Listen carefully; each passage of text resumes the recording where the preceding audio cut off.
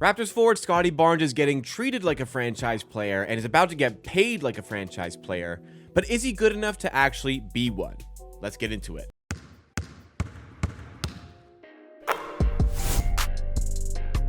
Welcome back, everybody. This is Amateur Sports. It's the YouTube channel dedicated to giving you Toronto Raptors content in videos like this and live streams, so make sure you do hit that like button if you enjoy along the way. Subscribe for more Raptors content just like it. And a hot debate over the course of this season as the Raptors have slumped, the Raptors have struggled, have been about Scottie Barnes. Because Scottie Barnes is the guy that was supposed to be the leader of the team this season, the focal point, the franchise player, the centerpiece. The Raptors made all this room for him over the course of last season, the offseason. You know, they moved on from, if we want to go even further back, Fred VanVleet in free agency.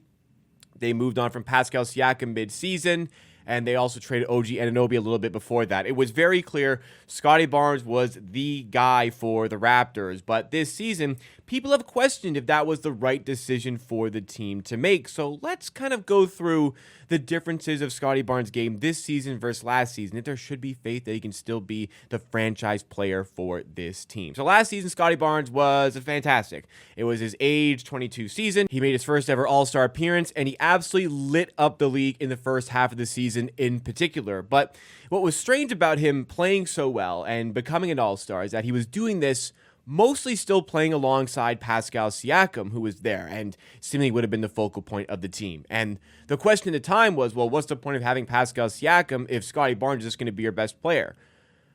Not enough stock, I think, was put into how well those two played off each other, but it was very clear the direction that the coaching staff especially wanted to go, and that direction was giving Scottie Barnes the reins to the offense. So as the Raptors started to plummet a little bit, started to focus a little bit more on a tank, Pascal Siakam was moved on for the assets that would eventually help acquire Brandon Ingram in the most recent NBA trade deadline. But for Scottie Barnes in particular, last season was incredible, as I said. Really shocked us with his levels of efficiency, scoring just under 20 points per game.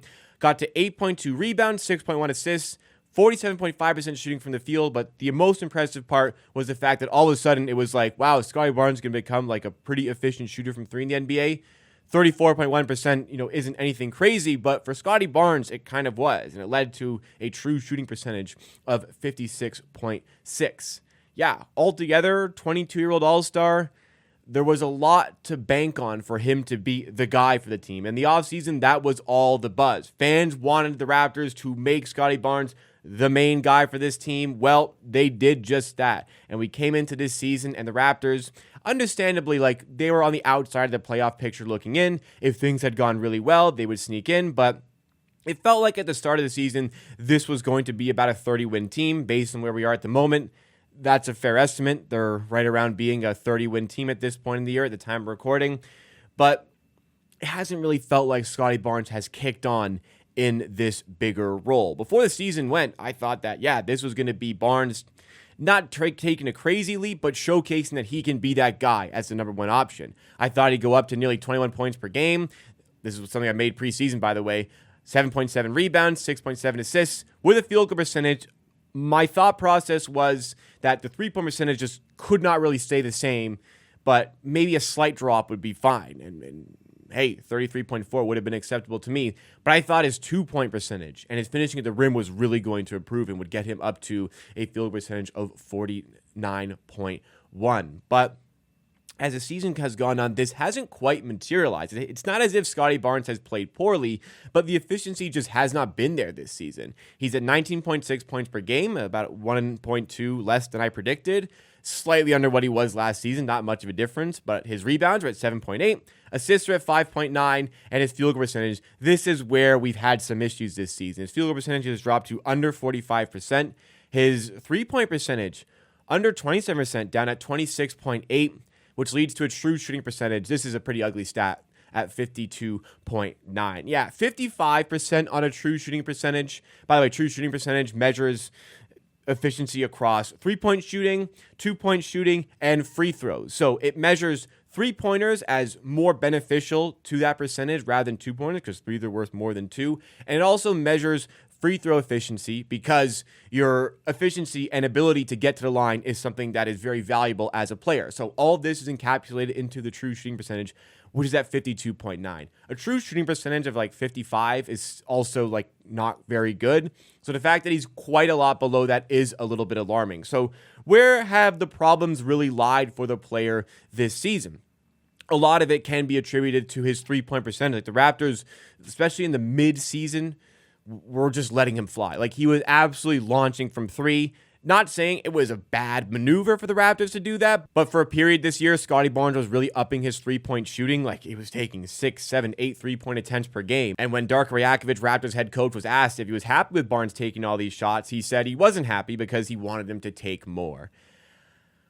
I don't disagree. You want to work on Scottie Barnes' game. The team wasn't on track to making the playoffs. You want to have him work on his three ball. And especially at the time, he was playing like a lot of initiation reps, point guard reps, if you will. So you want to have that pull-up threat. But quickly, that was kind of retracted. They scaled back his three-point shooting and started to have him focus a little bit more in mid-range.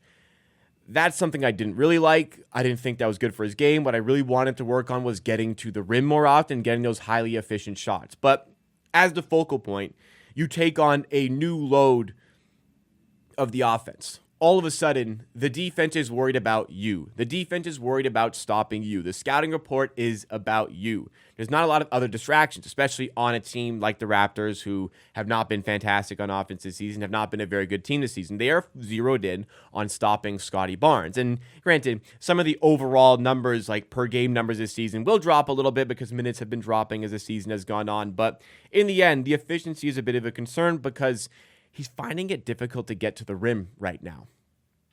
And it does remind me a lot about his second season in the league because first season, out the gates, no scouting report, took the league by storm, won Rookie of the Year. Second season, now defenses are adjusting. He started to struggle a little bit.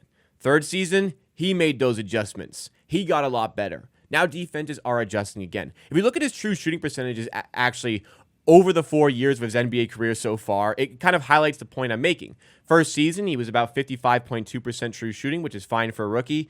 Second season, it dropped. It went down to 52.4. Third season, as we saw, all the way up to 56.6, which included a really good year shooting from three. And now all the way back down to 52.9.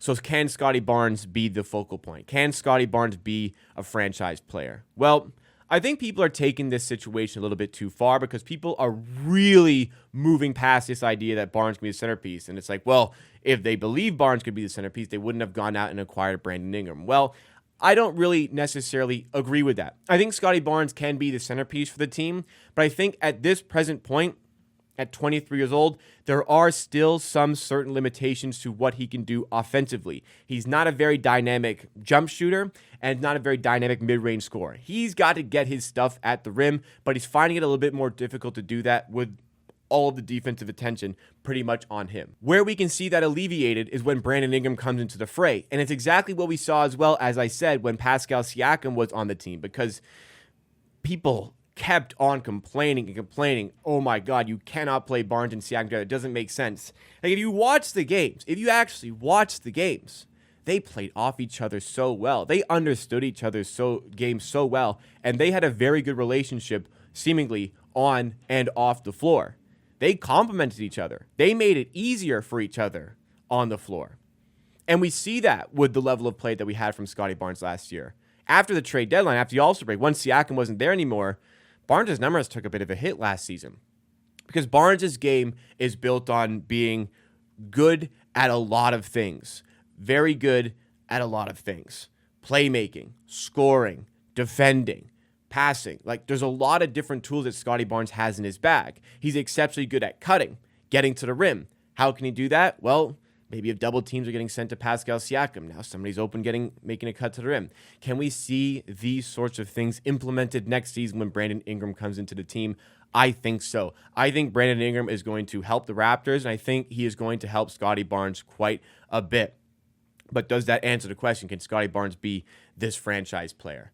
At this point, it's kind of looking like as a guy who's going to be the leader of your offense, the go-to guy in offense, we're starting to trend in the direction that maybe that's not going to be what Scottie Barnes is, but I don't think that means he can't be your best player. Barnes is still your centerpiece. That is a guy that you are building around, the guy that is doing everything for your team on both ends of the floor, because he has really stepped up his game defensively this season. But that doesn't mean he necessarily needs to be your number one scorer, your number one scoring option. That load can certainly fall upon Brandon Ingram. That's very likely why the Raptors went out and acquired him at the trade deadline with a lot of the assets that they got from trading Pascal Siakam to the Indiana Pacers. So I think that next season, even if Scottie Barnes isn't necessarily like a franchise player, like he's the centerpiece for this team, and he is still going to be Toronto's franchise player. We don't need to add all these like specific tags like this. It's kind of terminology that we can use for content like this. But in the end, I think Barnes and Ingram are going to play very well off each other. It already seems as though an off-court relationship is developing, and Brandon Ingram is really enjoying his time with the Raptors.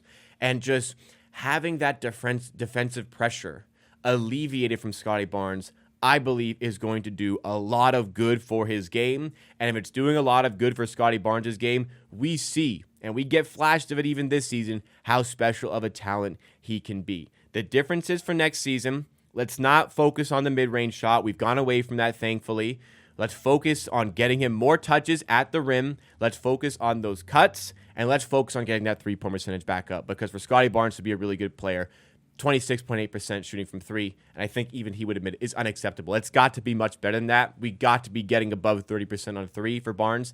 People need to care a little bit about him shooting those shots. They can't just sag off it. And if that's going to happen, it's just going to make everybody's job a little bit easier, provide a little bit more space for everybody, and it's going to make Scottie Barnes' job easier with defenders playing up on him, allowing him more opportunities to get to the rim. So, to answer the question, can Scottie Barnes be that guy? We're starting to trend towards, maybe not. However, it doesn't mean he still can't be this outstanding player, and it doesn't mean he still can't get there. 23 years old, already this good. Why can he not continue to develop? And why could he not thrive in an on-court relationship next to a player of the caliber of Brandon Ingram?